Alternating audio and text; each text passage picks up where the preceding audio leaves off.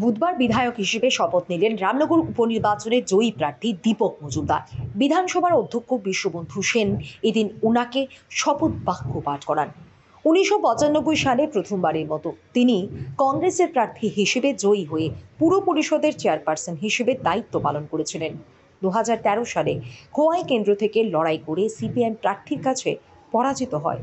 পরবর্তীতে বিজেপিতে যোগদান করেন এবং 2022 সালে পুর নিগমের 16 নম্বর ওয়ার্ড থেকে জয়ী হয়ে পুর নিগমের মেয়র নির্বাচিত হন। রামনগরে বিধায়ক সুরজিৎ দত্তের প্রয়াণে রামনগর কেন্দ্রের উপনির্বাচনে বিজেপি প্রার্থী করে দীপক মজুমদারকে। উনি 18,000-এরও ওপর ভোটে সিপিএম প্রার্থীকে পরাজিত করেন। আজ বিধায়ক হিসেবে শপথ নিলেন তিনি। শপথ বাক্য পাঠ করেন বিধানসভার অধ্যক্ষ বিশ্ববন্ধু সেন। আজকের এই শপথ গ্রহণ অনুষ্ঠানে উপস্থিত ছিলেন মুখ্যমন্ত্রী ডক্টর মানিক সাহা সহ মন্ত্রী পরিষদের সদস্য প্রণজিৎ সিংহ রায়, সুশান্ত চৌধুরী, শান্তনা চাকমা, শুক্লাচরণ নোয়াতিয়া, টিঙ্কু রায়। তাছাড়াও উপস্থিত ছিলেন বিধানসভার উপাধ্যক্ষ রামপ্রসাদ পাল, বিধানসভার মুখ্য সচেতক কল্যাণী রায়, কংগ্রেস বিধায়ক সুদীপ রায় বর্মন সহ অন্যান্যরা। সবার প্রিয়, সবার আদরণীয় যে আগরতলা মিউনিসিপাল কর্পোরেশনের মাননীয় মেয়র, যিনি রামনগর বিধানসভার থেকে উনি বিপুল ভোটে জয়যুক্ত হয়ে আমাদের ত্রিপুরা অ্যাসেম্বলির মেম্বার হয়ে আজকে এখানে এসেছেন এবং শপথ দিয়েছেন। আমি সর্বপ্রথম ওনাকে আপনারা সবাই দেখেছেন, ওত নেওয়ার পরে সবাই হুমড়ি খেলে এখানে পড়েছে।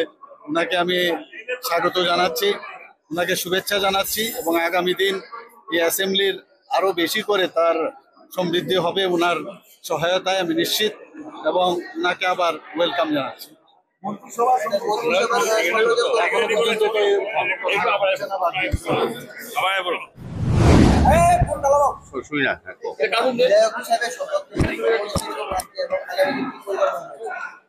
না, এটা আমার বলবো রাজনৈতিক জীবনে একটা নতুন দিক শুরু হয়েছে। এই নতুনভাবে আমি রাজনৈতিক একটা আঙ্গিনা ভেবেছি ত্রিপুরা রাজ্য বিধানসভায়। যারা রাজনীতি করে যায় সবসময় ইচ্ছা থেকে একটা ভালো জায়গায় গিয়ে ভালো বেশি করে কাজ করার সুযোগ দেওয়া। পবিত্র বিধানসভায় শুধু আমি রামনগর বিধানসভা নির্বাচিত হয়েছি, জনগণ আমাকে নির্বাচিত করেছে, আশীর্বাদ করেছে, কাজ করার সুযোগ দিয়েছে। পাশাপাশি সারা রাজ্যের হয়েও কিন্তু উন্নয়নের কথা বলতে পারে। এটা একটা বাড়তি সুযোগ। আমি বলবো যে আমার রাজনীতি জীবনে একটা নতুন অধ্যায়, আমার খুব ভালো লাগছে।